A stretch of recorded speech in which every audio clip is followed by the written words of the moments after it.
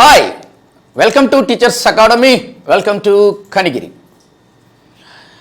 Kanigiri teachers అకాడమీలో school assistant batches, ఎడ్జిటి batches చాలా full ఫ్లెడ్జ్డ్గా run అవుతూ ఉన్నాయి.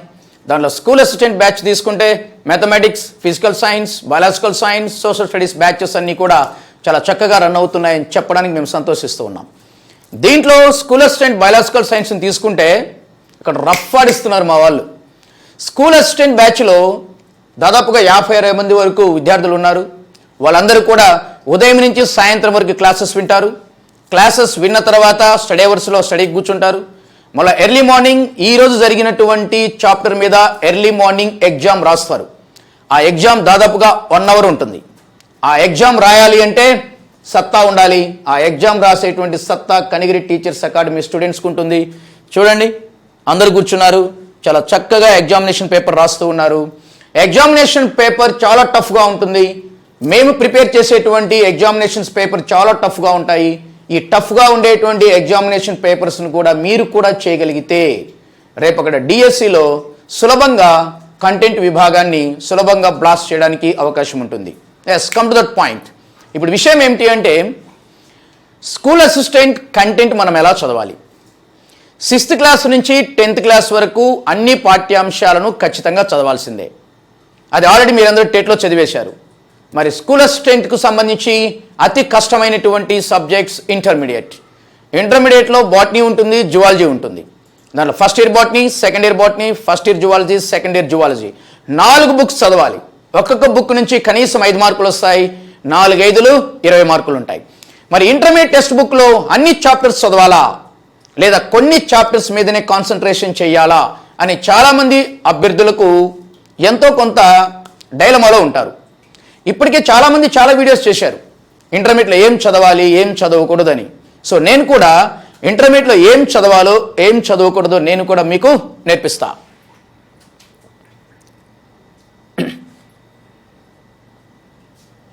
Then you will see first year botany. First year బాటనీలో 13 chapters ఉంటాయి. చాలా హెవీగా ఉంటుంది. ముందుగా మనము కొన్ని చాప్టర్స్ మీద కాన్సన్ట్రేషన్ చేయాలి. అవి చదివిన తర్వాత మాత్రమే మిగతా చాప్టర్స్కి వెళ్ళాలి. చాప్టర్ 5, చాప్టర్ 6, 7, 9, 11, 12 అంటే 1, 2, 3, 4, 5, 6 13 చాప్టర్లలో 6 చాప్టర్ల మీద మనం కాన్సన్ట్రేషన్ చేయాలి. ఎందుకు ఈ 6 చాప్టర్ల మీద కాన్సన్ట్రేషన్ చేయాలి అంటే, 6వ తరగతి నుంచి 10వ తరగతి వరకు ఏ అంశాలైతే బొటనీలో పొందుపరచబడి ఉన్నాయో, ఏ చాప్టర్లు అయితే వాటి లింక్ ఉంటుందో వాటిని ముందుగా అభ్యర్థులు పరిగణలోకి తీసుకోవాలి. వాటిని చదివిన తర్వాత మాత్రమే మిగిలిన చాప్టర్లకు వెళ్ళాలి. 5వ చాప్టర్, దీంట్లో ఏముంటుంది? వేరు, కాండము, పత్రము, పుష్పము, ఫలము, విత్తనం. ఈ వేరు రూపాంతరాలు, కాండ రూపాంతరాలు, పత్ర రూపాంతరాలు, పుష్ప విన్యాసాలు, ఫలాలు, రకాలు, విత్తనాలు, రకాలు ఇవన్నీ కూడా మనకు 6వ తరగతి నుంచి 10వ తరగతి వరకు ఎక్కడో ఒక చోట టచ్ అవుతూనే ఉంటాయి. 6th, 7th, 8th, 10th క్లాసుల్లో మనకి ఇవన్నీ ఉంటాయి. కాబట్టి చాప్టర్ 5 అనేటువంటిది చాలా ఇంపార్టెంట్ చాప్టర్. దాంట్లో ఒక్క లైన్ వదలకుండా మనం చదవాల్సి ఉంటుంది. 6th and 7th చాప్టర్, ఇది ప్లాంట్ రీప్రొడక్షన్, మొక్కల్లో ప్రత్యుత్పత్తి. ఈ మొక్కల్లో ప్రత్యుత్పత్తి మనకు 6th క్లాస్ నుంచి 10th క్లాస్ వరకు ప్రతి చోట కనిపిస్తూనే ఉంటుంది. మొక్కల్లో లైంగిక ప్రత్యుత్పత్తి ఏంటి, అలైంగిక ప్రత్యుత్పత్తి ఏంటి, అలైంగిక విధానాలు ఏముంటాయి, లైంగిక ప్రత్యుత్పత్తి ఏ విధంగా జరుగుతుంది, పరాగ సంపర్కం అంటే ఏమిటి, పరపరాగ సంపర్కం అంటే ఏమిటి, ఫలదీకరణం ఎలా జరుగుతుంది, ద్విఫలదీకరణం అంటే ఏమిటి, అంకురఛిదం ఎలా ఏర్పడుతుంది, ఫలదీకరణం జరిగిన తర్వాత ఎలాంటి మార్పులు జరుగుతాయి, ఈ అంశాలన్నీ కూడా 6వ చాప్టర్ 7వ చాప్టర్లో ఉంటాయి. అది చాలా కీలకం. ఎందుకంటే స్కూల్ సబ్జెక్ట్స్లో ప్రతి క్లాసులో కూడా ఈ అంశాలన్నీ టచ్ అవుతూనే ఉంటాయి. 9వ చాప్టర్ కణము, కణాంగాలు, సెల్ అండ్ సెల్ ఆర్గానెల్స్. ఈ సెల్ అండ్ సెల్ ఆర్గానెల్స్ అనేది మనకు 9th క్లాస్లో బాగా టచ్ అవుతుంది, 8th క్లాస్లో టచ్ అవుతుంది. 8th క్లాస్లో ఉండేటువంటి మొదటి చాప్టర్, 9th క్లాస్లో ఉండేటువంటి మొదటి చాప్టర్ మనకి ఈ అంశాలు ఉన్నాయి. కాబట్టి ఫస్ట్ ఇయర్ బొటనీలో 9th చాప్టర్ మీద కూడా కాన్సన్ట్రేషన్ చేయాలి. దీంట్లో కణం అంటే ఏమిటి, ప్లాస్మా త్వచం ఏ విధంగా ఉంటుంది, దాని ధర్మాలు ఏమిటి, కణకోశం యొక్క ధర్మాలు ఏమిటి, ఇంకా రైబోజోములు, అంతర్జీవ ద్రవ్యజాలము, గాల్జీ సంక్లిష్టము, ప్లాస్టిడ్లు, రిక్తికలు, కేంద్రకము, వీటన్నిటి గురించి సమాచారం ఇక్కడ ఉంటుంది. సో ఇది 8th క్లాస్లో 9th క్లాస్లో ఉంది. కాబట్టి బొటనీ ఫస్ట్ ఇయర్లోని 9th చాప్టర్ చాలా ఇంపార్టెంట్గా మనం పరిగణలోకి తీసుకోవాలి. ఖచ్చితంగా బిట్ ఉంటుంది, అక్కడ బిట్ లేకుండా ఉండే అవకాశమే లేదు. దెన్ 11th చాప్టర్ కణచక్రము, కణ విభజన. Cell cycle and cell division, ఇది మనకు 10th క్లాస్లో వస్తుంది. కణ విభజన అంటే మైటాసిస్, మియాసిస్, సమవిభజన, క్షేకరణ విభజన, వాటిల్లో ఉండేటువంటి దశలు. కణ చక్రము సెల్ సైకిల్ ఉంటుంది. సో ఈ సెల్ సైకిల్, సెల్ డివిజన్ మనకి 10th క్లాస్లో ఉంది కాబట్టి ఖచ్చితంగా దీని మీద కాన్సన్ట్రేషన్ చేయాలి. 12th కణజాల శాస్త్రము. ఈ కణజాల శాస్త్రము మనకి ఎక్కడ టచ్ అవుతుంది అంటే 9th క్లాస్లో టచ్ అవుతుంది. మనకు 9th క్లాస్లో 2nd చాప్టర్లో వృక్ష కణజాలాలు, జంతు కణజాలాలు ఉన్నాయి. దానిలో వృక్ష కణజాలాలను తీసుకున్నప్పుడు వృక్ష కణజాలాల్లో మృదు కణజాలము, స్థూలకోణ కణజాలము, దృఢ కణజాలము, దారువు, పోషక కణజాలం అనే 5 రకాలైనటువంటి కణజాలాల గురించి డిస్కస్ జరుగుతుంది. సో 5 రకాలైనటువంటి కణజాలాలను ఇక్కడ చాలా క్లియర్గా ఇవ్వడం జరిగింది. దానికి సంబంధించినటువంటి డెప్త్ ఇక్కడ కనిపిస్తూ ఉంటుంది కాబట్టి ఖచ్చితంగా దీని మీద కాన్సన్ట్రేషన్ చేయాలి. So my dear students, botany first ఇయర్లో మనం చదవాల్సినటువంటి చాప్టర్స్ 5, 6, 7, 9, 11, 12 అంటే 13 చాప్టర్లలో 1, 2, 3, 4, 5, 6 సగం ఖచ్చితంగా చదవాలి. ముందు దీని మీద కాన్సన్ట్రేషన్ చేయండి. ఇవన్నీ చదివిన తర్వాత మాత్రమే మిగిలిన 7 చాప్టర్లకు వెళ్ళండి. అంతకు మించి ఇంకేం చెప్పలేనబ్బా మీకు. Next second year botany. Second year బోటనీలో 13 చాప్టర్స్ ఉంటాయి. మరి 13 చాప్టర్స్ను ముందే చదవాలా? 13 చాప్టర్లలో ముఖ్యమైనటువంటి చాప్టర్ 1 నుంచి 6 చాప్టర్లు, 9వ చాప్టర్, 13వ చాప్టర్ ముందు ఇవి చదవండి. ఇవి ఎందుకు చదవాలి అంటే ఇది ప్లాంట్ ఫిజియాలజీ, వృక్ష శరీర ధర్మశాస్త్రము. అంటే కిరణజన్య సంయోగ క్రియ, శ్వాసక్రియ, ఖనిజ లవణాల యొక్క రవాణా ఏ విధంగా ఉంటుంది, అలానే ఫైటో హార్మోన్స్, పెరుగుదల నియంత్రకాలు అవన్నీ ఇక్కడే వస్తాయి. సో మనకు 10th క్లాస్లో ఎక్కువగా ఫోటోసింథసిస్ మీద ఎక్కువగా కాన్సన్ట్రేషన్ ఉంటుంది కాబట్టి మొక్కల్లో కిరణజన్య సంయోగ క్రియ ఏ విధంగా జరుగుతుంది, శ్వాసక్రియ ఏ విధంగా జరుగుతుందో 10th క్లాస్లో ఉంటుంది. అలానే ఫైటో హార్మోన్స్, పెరుగుదల నియంత్రకాలు అవి కూడా 10th క్లాస్లోనే ఉంటాయి. ఆక్సిన్లు, జిబ్బర్లిన్లు, సైటోకైనిన్లు, ఆప్సెసిక్ యాసిడ్, ఇథిలీన్, ఆ పెరుగుదల నియంత్రకాలన్నీ కూడా ఎలాంటి ప్రభావాలు చూపుతూ ఉంటాయి అనేది ఎక్స్టెన్షన్ ఇక్కడ కనిపిస్తూ ఉంటుంది. సో 10th క్లాస్లో ఉండేటువంటి ప్లాంట్ ఫిజియాలజీ బాటనీ సెకండ్ ఇయర్లో ఎక్స్టెన్షన్ ఉంటుంది కాబట్టి దీని మీద కాన్సన్ట్రేషన్ చేయండి. నెక్స్ట్ 9th చాప్టర్ అనువంశికత సూత్రాలు. మనకు 10th క్లాస్లో ఉన్నాయి అనువంశికత సూత్రాలు ఉన్నాయి. Mendel ఏకసంకరణము, Mendel ద్విసంకరణము. ఏకసంకరణ ఫలితంగా వచ్చినటువంటి సూత్రాలు ఉన్నాయి. వృధకరణ సూత్రము, భగీరథత్వ సూత్రము. ద్విసంకరణ ఫలితంగా వచ్చినటువంటి సూత్రం ఉంటుంది, స్వతంత్ర వ్యూహన సిద్ధాంతం. సో ఇవన్నీ ఇక్కడ అప్లై అవుతాయి. అంటే 10th క్లాస్లో ఉన్నటువంటి అంశాలు ఇంటర్మీడియట్లో నేరుగా ఇక్కడ ఉంటాయి, దానికి కొంచెం పొడిగింపు ఉంటుంది. సో దీని మీద మనం కాన్సన్ట్రేషన్ చేయాలి. 13th చాప్టర్ ఆహార ఉత్పత్తి, అనుసరించవలసిన వ్యూహాలు, ఫుడ్ ప్రొడక్షన్. మనకి ఇది 9th క్లాస్లో ఉంటుంది. 9th క్లాస్లో లాస్ట్ చాప్టర్ ఇదే ఉంటుంది. సో కాబట్టి ఇక్కడ దీని మీద కూడా మనం కాన్సన్ట్రేషన్ చేయాలి. సో అన్ని చాప్టర్లు చదవాలా అంటే అన్ని చాప్టర్లు చదవాలి. కానీ హెవీ అనిపిస్తే ముందుగా పూర్తి చేయవలసినటువంటివి ప్లాంట్ ఫిజియాలజీ, అనువంశికత సూత్రాలు, ఆహార ఉత్పత్తి, అనుసరించవలసిన వ్యూహాలు. ఇవి నోట్ చేసుకోండి. First year zoology. So zoology చాలా వ్యాస్ట్గా ఉంటుంది.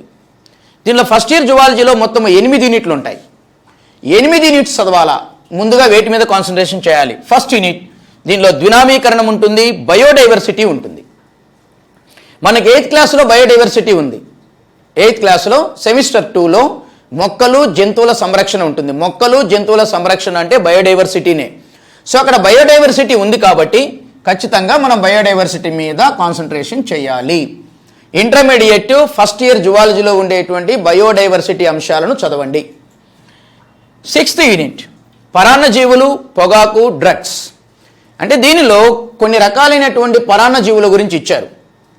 Plasmodium vivax, Wuchereria bancrofti, Entamoeba histolytica, Ascaris lumbricoides. ఆ 4 పరాన్నజీవుల యొక్క లైఫ్ సైకిల్ ఇక్కడ ఉంటుంది. దాంతోపాటు పొగాకు, డ్రగ్స్. అసలు పొగాకు తీసుకుంటే ఎలాంటి వ్యాధులు వస్తాయి, డ్రగ్స్ తీసుకుంటే ఎలాంటి వ్యాధులు వస్తాయి, డ్రగ్స్ మన మీద ఏ విధంగా ప్రభావం చూపిస్తూ ఉంటాయి, ఈ అంశాలన్నీ ఉంటాయి. కాబట్టి ఇవి ఎక్కడా మనకు రావు, అయినప్పటికీ కూడా ఇది ఇంపార్టెన్స్గా మనం పరిగణించాల్సిందే. 8th యూనిట్ జీవావరణము, పర్యావరణం. ఈ జీవావరణము, పర్యావరణం అంటే ఆవరణ శాస్త్రం, ఇకాలజీ.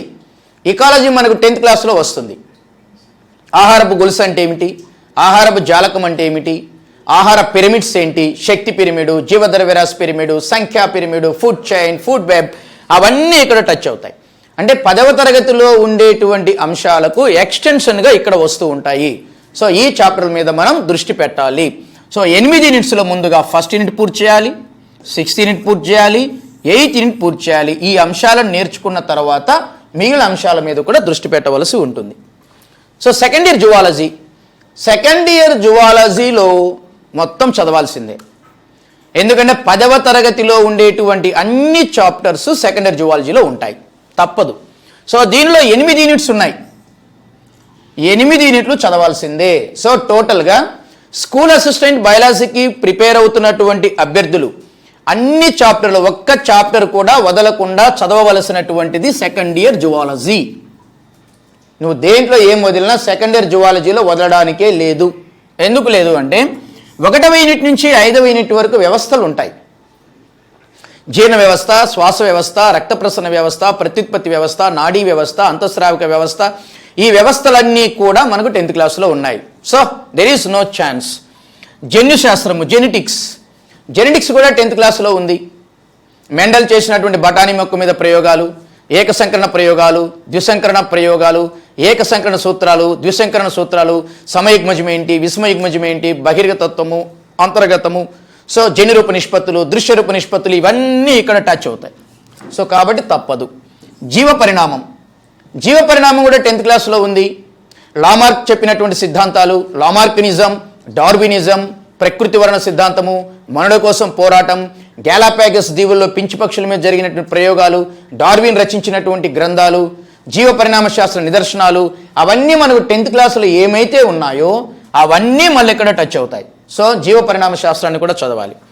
8th యూనిట్లో మాత్రమే మనకు ఛాన్స్ ఉంది. 8th యూనిట్లో ఛాన్స్ ఉంది. 8th యూనిట్ మొత్తం చదవాలా అంటే చదవడము చదవకపోవడం అనేది మీ ఇష్టం. కానీ చదవాల్సినటువంటి చాప్టర్స్ 8.1, 8.2, 8.3, 8.4 ఖచ్చితంగా చదవాల్సిందే. ఎందుకంటే 9th క్లాసులో లాస్ట్ చాప్టర్లో అప్లైడ్ బయాలజీ ఉంటుంది. చేపల పెంపకం, పశువుల పెంపకం, కోళ్ల పెంపకం, తేనెటీగల పెంపకం, అవే ఇవి. 8.1 చేపల పెంపకం, 8.2 తేనెటీగల పెంపకం, 8.3 పశువుల పెంపకం, 8.4 కోళ్ల పెంపకం. సో ఖచ్చితంగా చాలా జాగ్రత్తగా మీరు ఇక్కడ అబ్జర్వ్ చేసుకోండి. ఖచ్చితంగా అప్లైడ్ బయాలజీలో నుంచి బిట్ వస్తుంది. మీరు దీంట్లో ఇంకా అనువర్తిత జీవశాస్త్రం చాలా ఉంది ఇక్కడ. ఈ యూనిట్ 8th యూనిట్ కనీసం ఇవి చదవాలి. మిగతాది చదివినా చదవకపోయినా ఇక్కడి నుంచి మాత్రం బిట్ వస్తుంది. సో టోటల్గా సెకండ్ ఇయర్ జువాలజీలో మొత్తం చదవాలి. ఎగ్జామ్షన్ ఎక్కడ ఉంది అంటే 8th యూనిట్లో మాత్రమే ఎగ్జామ్షన్ ఉంది.